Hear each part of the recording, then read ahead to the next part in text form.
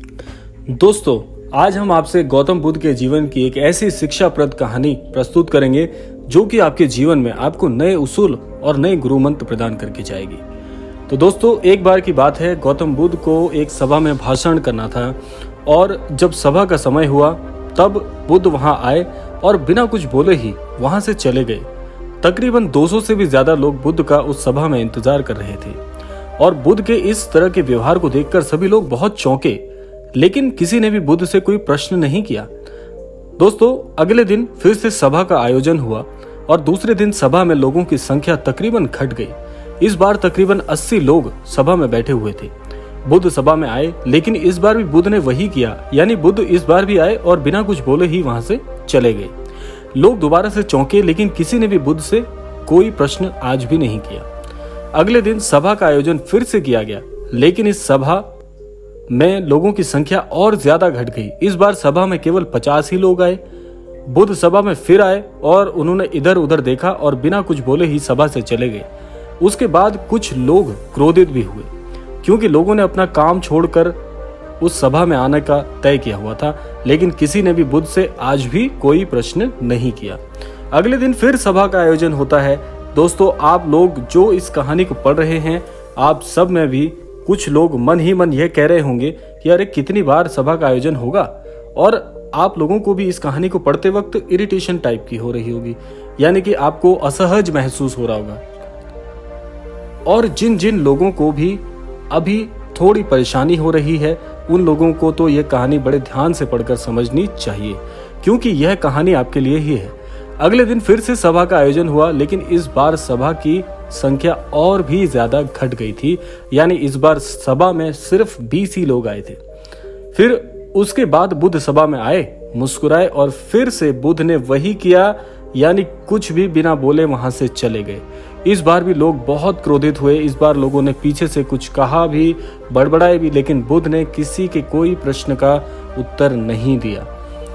अब क्या होता है दोस्तों, अगले दिन फिर से सभा का आयोजन होता है। इस बार लोगों की संख्या बहुत ज्यादा घट गई, यानी इस बार सभा में कुल मिलाकर केवल 10 लोग ही आए हुए थे।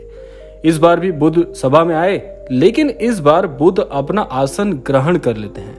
फिर बुद्ध बोले और बुद्ध ने उन 10 लोगों को उपदेश दिया और वो 10 लोग ही बुद्ध के भिक्षु बन गए, और आगे चलकर उन 10 लोगों ने ही बुद्ध के ज्ञान को अलग अलग दिशाओं में फैला दिया।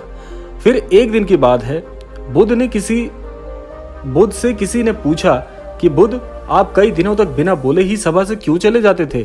फिर बुद्ध कहते हैं कि मैं उन लोगों को खोज रहा था जो लायक थे, यानी कि पहले दिन 200 से भी ज्यादा लोग आए हुए थे। उसमें से ज्यादातर लोग सिर्फ आए हुए थे, उन्हें मेरे उपदेश से कोई मतलब नहीं था, वे बस आ गए थे। और उसमें से ज्यादातर लोग सिर्फ देखने और सुनने आए हुए थे कि सभा में क्या होता है।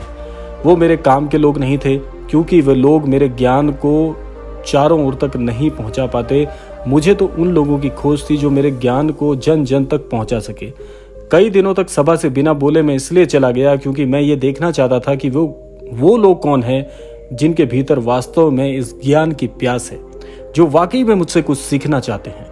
जिन लोगों के भीतर में वास्तव में प्यास थी, वे लोग अंत तक जरूर रुके, और जो लोग बस ऐसे ही आ गए थे, वे लोग पहले या दूसरे दिन में ही चले गए थे। जिनके भीतर धैर्य था, उन्हें मुक्ति का मार्ग भी मिला। जो लोग जल्दबाजी में थे, वे लोग अब घर बैठे हुए हैं। सवाल यह नहीं है कि मैं तुम्हें क्या दे सकता हूं, बल्कि सवाल यह है कि तुम मेरे से क्या क्या ले सकते हो। तुम्हारा पात्र कितना बड़ा है। और कितने लोग तो ऐसे थे जो केवल यह सोचकर आए थे कि बुद्ध ऐसा क्या बोलते हैं जिससे लोग उनके अनुयायी बन जाते हैं। इसके अलावा और कितने के तुम हकदार हो, यह तुम्हें मुझसे सीखना है। जितने के तुम हकदार हो, उससे ज्यादा तुम्हें मिलेगा भी नहीं। फिर वह व्यक्ति बुद्ध से पूछता है कि बुद्ध लायक कैसे बने, आप यह बताइए। फिर वह व्यक्ति बुद्ध से पूछता है कि कोई व्यक्ति अपने भीतर के धैर्य को कैसे बढ़ाए। बुद्ध कहते हैं कि निरंतर अभ्यास के द्वारा हम अपने भीतर के धैर्य को बढ़ा सकते हैं। जैसे कोई व्यक्ति जब ध्यान करना शुरू कर देता है तो उसके मन में बहुत सारी अड़चनें आती हैं, बहुत से विचार आते हैं, लेकिन उसका धैर्य उसे एक दिन उसके लक्ष्य तक जरूर पहुंचा देता है। फिर वह व्यक्ति बुद्ध से कहता है कि मैं समझ गया महात्मा बुद्ध, मैं समझ गया, यानी मुझे धैर्य के साथ निरंतर अभ्यासित भी रहने की आवश्यकता है। दोस्तों, अब आपको ये समझ आ गया होगा कि आपके पास वो क्या चीज़ नहीं है जो आप पाना चाहते हैं, क्योंकि आप उसके लायक ही नहीं हैं। अब आप लायक कैसे बनेंगे और कैसे आपका धैर्य बढ़ेगा, धैर्य बढ़ाने के लिए निरंतर अभ्यास कैसे करना है, आपको यह सब कुछ कैसे आएगा, ये सिर्फ और सिर्फ आपको ईमानदारी से सीखने की आवश्यकता है। अब मैं आपसे सबसे महत्वपूर्ण बात इस क्रम की साझा करूंगा।